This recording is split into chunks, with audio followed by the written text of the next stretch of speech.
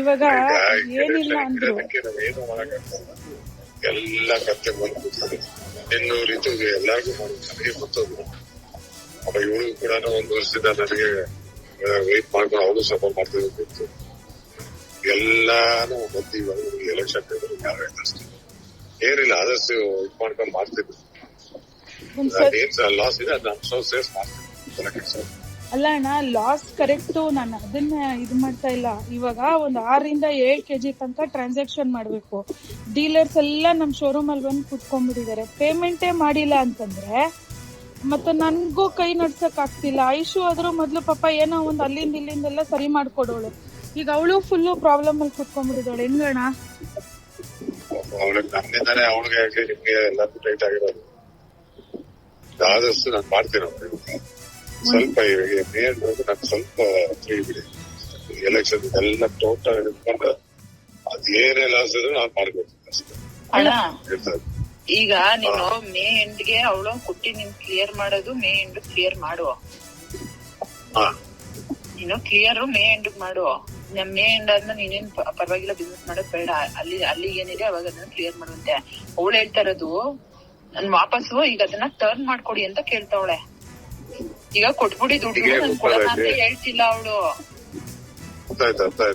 ವನಿತಾ ನೀನ್ ಹೇಳ್ತಾ ಇರೋದು ಇವಾಗ ದುಡ್ಡು ಕೊಡಿ ಟರ್ನ್ ಮಾಡ್ತೀನಿ ಅಂತ. ಈಗ 6 kg ಬೇಕಾದ್ರೆ ಕ್ಲೋಸ್ ಮಾಡಿ ಆಮೇಲೆ ಬೇಕಾದ್ರೆ ನೀವು ಮೇ ಎಂಡ್ಗೆ ಕ್ಲೋಸ್ ಮಾಡಿ ಅಂತ.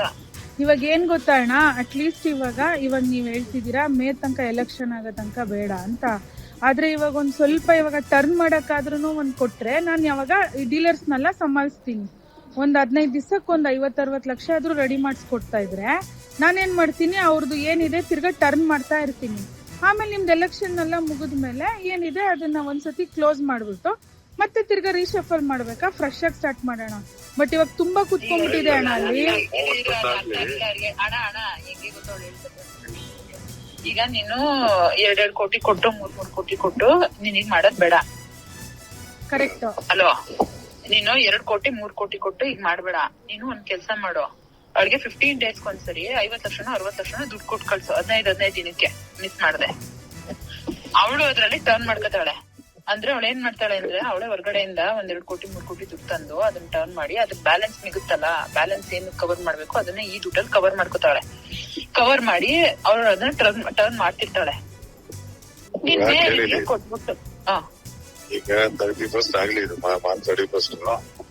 ಆಮೇಲೆ ನಾನು ಕೆಲಸ ಮಾತಾಡ್ಬಿಟ್ಟು ಅದೇ 15 ಡೇಸ್ ಅದನ್ನ ಐಡಿಯಾ ಮಾಡಿ ಮುಗಿಸ್ತೀನಿ.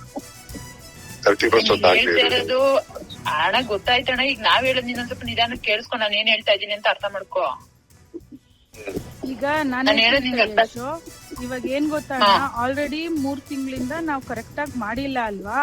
ಇವಾಗ ಎಲ್ಲ ಕುತ್ಕೊಂಡ್ಬಿಟ್ಟಿದೆ ಅಣ್ಣ ಅಲ್ಲಿ ಪೇಮೆಂಟ್ಸ್ ಎಷ್ಟೊಂದು ಕುತ್ಕೊಂಡ್ಬಿಟ್ಟಿದೆ. ಆ 7-8 kg ತನಕ ಪೇಮೆಂಟೇ ಮಾಡ್ಬೇಕು. ಮುಂಚೆ ಏನಾಯ್ತು, 3 ತಿಂಗಳು ಮುಂಚೆ ಐಶು ಪಾಪ ಟರ್ನ್ ಮಾಡ್ಕೊಟ್ಲು. ಬಟ್ ಈಗ ಜನವರಿ ಮೇಲೆ ಏನಾಗೋಯ್ತು, ಏನು ಮಾಡಕ್ ಆಗಿಲ್ಲ. ಇವಾಗ ಡೀಲರ್ಸ್ ಗಳು ನಾವ್ ಅಟ್ಲೀಸ್ಟ್ ಅವ್ರಿಗೆ ಒಂದ್ 50-60 ಲಕ್ಷ ರೂಪಾಯಿ ಕೊಟ್ರೆ ಅವ್ರ ಏನ್ ಮಾಡ್ತಾರೆ, ಸಮಾಧಾನ ಆಗ್ತಾರೆ.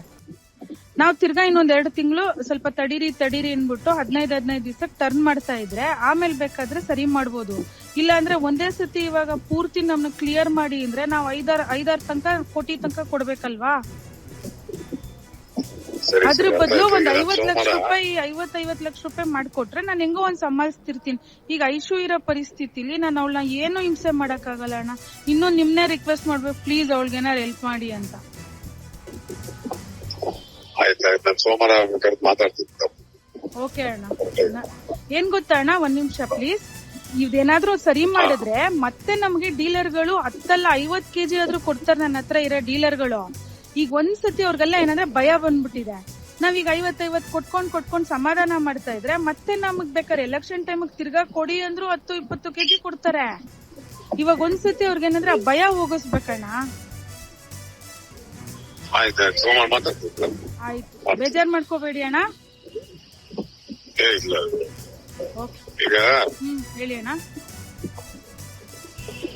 ಹೇಳಿ ಅಣ್ಣ.